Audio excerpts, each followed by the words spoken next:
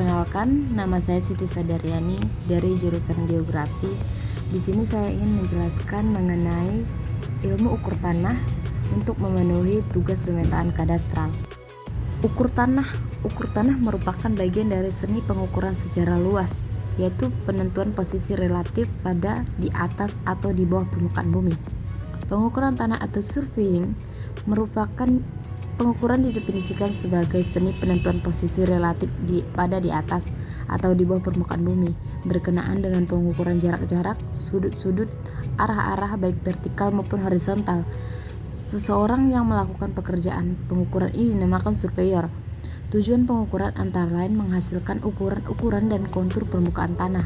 Misal untuk persiapan gambar rencana atau plan atau peta, menarik garis batas tanah, mengukur luas dan volume tanah, dan memilih tempat yang cocok untuk suatu proyek rekayasa. Instrumen survei di masa lalu. Yang pertama itu ada Corobets, adalah nama yang diberikan pada instrumen sifat datar terbuat dari kayu sepanjang 20 ft. Di tengahnya diberi lubang groove sedalam 1 inch dan sepanjang 5 ft. Yang kedua ada teleskop, ditemukan oleh Levesque pada 1607. Penemuan ini merupakan andil besar terhadap perkembangan peralatan survei dalam hal peningkatan ketelitian dan kecepatan pengukuran.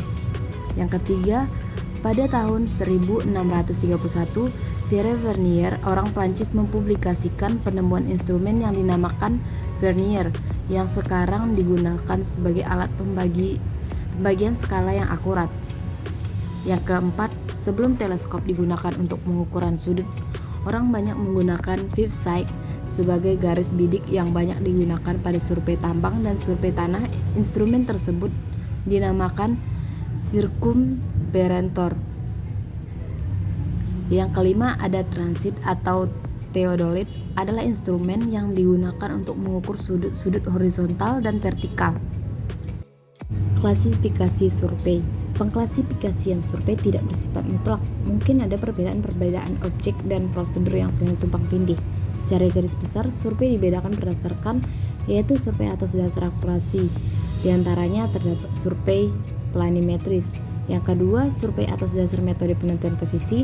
Selanjutnya, survei atas dasar instrumen, yaitu survey chain, survey traverse, survei tasimetri, survei leveling, plane tabling, dan survei triangulation.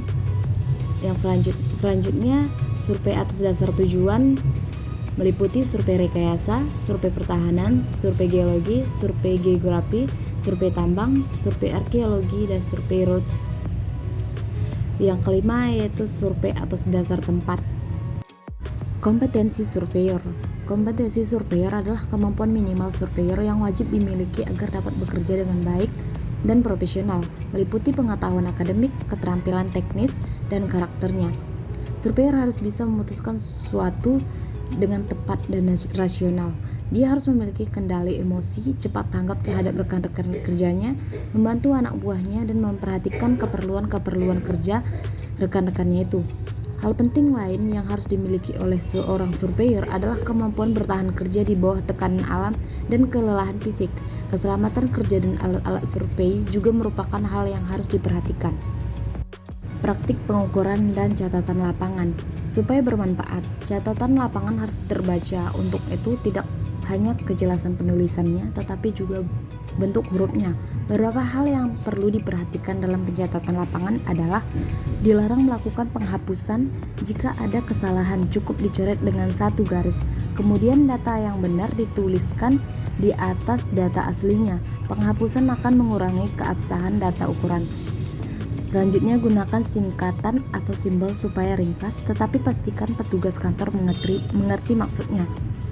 Yang ketiga, pastikan indeks diisi, nomor halaman, hari, tanggal, nama surveyor, nama pencatat, instrumen yang digunakan, lokasi, dan cuaca yang mungkin mempengaruhi hasil ukuran. Tidak perlu ragu gunakan narasi untuk menjelaskan aspek-aspek penting dari proyek survei. Gunakan selalu sumber data asli dalam memulai dan mengakhiri survei. Pengecekan berbagai sumber data sangatlah berguna. Catat data sesuai dengan format formulirnya. Contoh, jika dikehendaki sudut defleksi yang diukur, jangan menulisnya melalui sudut kanan yang ditransformasi.